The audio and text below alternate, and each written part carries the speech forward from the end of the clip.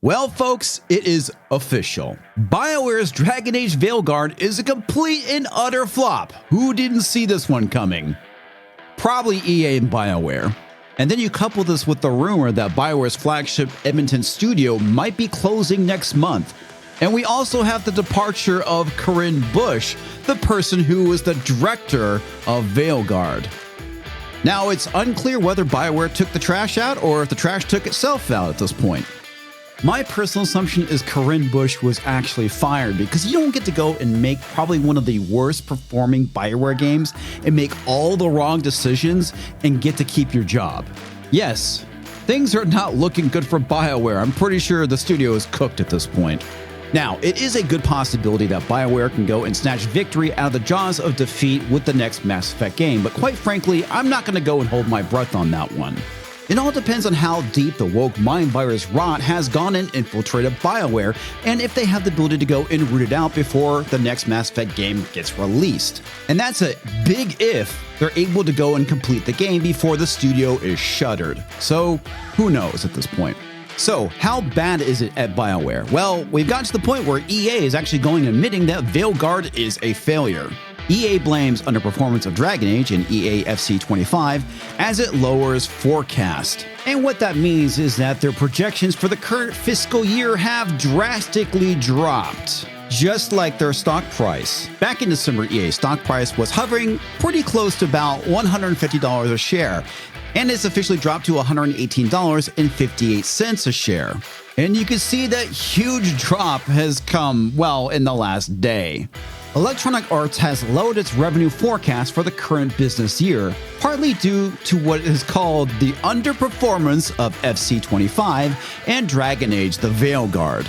Now, I'm going to go and just skip everything pertaining to FC 25 because that's something I just don't care about, and we're going to go and focus on Veilguard. Separately, EA said on Wednesday that Dragon Age Veilguard released in October engaged, that's a funny way of phrasing things, we'll get back to that, around 1.5 million players during the 3 months ended December 31st, 2024, which it is said was nearly half of its expectations. So what exactly do they mean by engaged? Is this the number of people who are actually going and playing the game?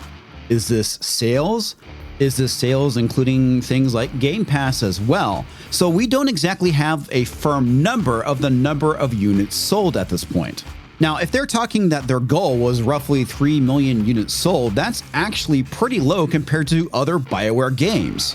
Now let's go and compare this to the sales of some previous BioWare games. Now I want to point out that a lot of these numbers here don't exactly paint the entire picture because we're not always looking at the number of units sold up to 2024, but when you compare something like Dragon Age Origins, which came out in 2009, in the first 3 months it sold 3.2 million copies, which is actually pretty good in the first 3 months, but then we have things like the total number of units sold for, up to 2024.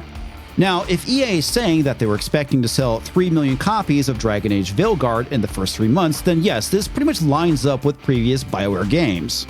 Now, there is 15 years between Dragon Age Origins and Dragon Age Veilguard, so you would think that maybe the expectation of sales would have gone up to maybe 4 or 5 million, but I could be wrong.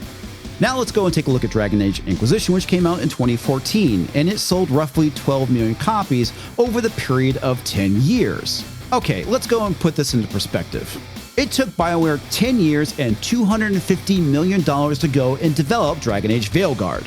Now, with $1.5 million in sales, what this translates to, and if we're saying the game cost $69, you're looking at $103 million they got back, which means they haven't even broken even yet with this game.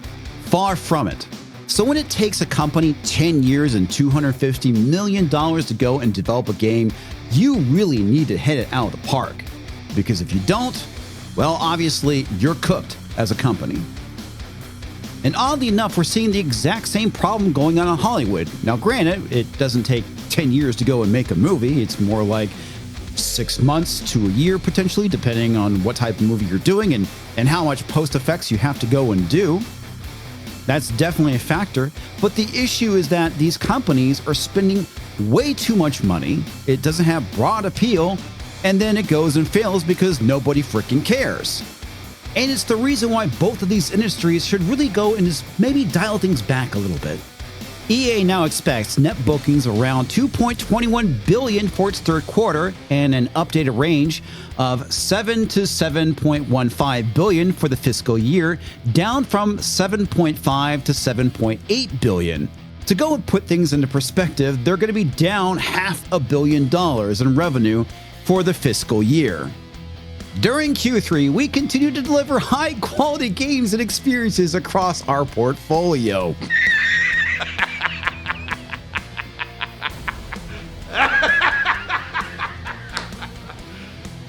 Serious? Yes, clearly you're delivering high-quality games, which is the reason why your sales of Veilguard is half of what you projected. Great job.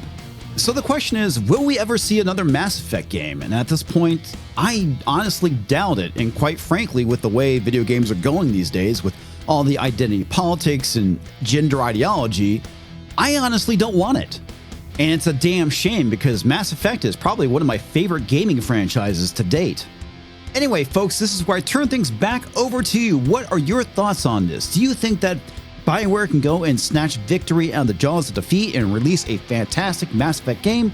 Or do you think it's too little too late and they're probably going to be out of business before they get an opportunity to go and complete the game? Hit that like button if you enjoyed this video and subscribe if you're new to the channel. I stream every Monday and Thursday at 9 p.m., so come and hang out with us. We have a lot of fun. Also, if you enjoyed this video, there's another one popping up which I highly recommend you go and check out. Until then, I'll catch you next time, folks.